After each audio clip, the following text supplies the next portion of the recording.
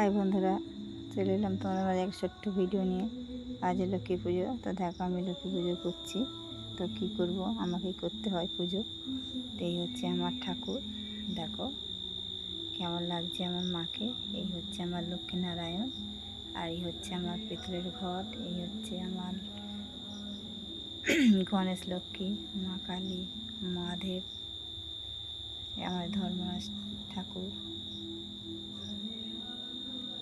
এই হচ্ছে নারায়ণ, আর এই হচ্ছে আমার দুটো গোপাল।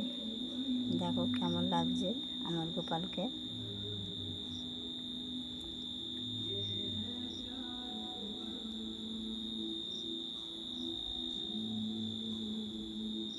আর এই হচ্ছে প্রসাদ আমার।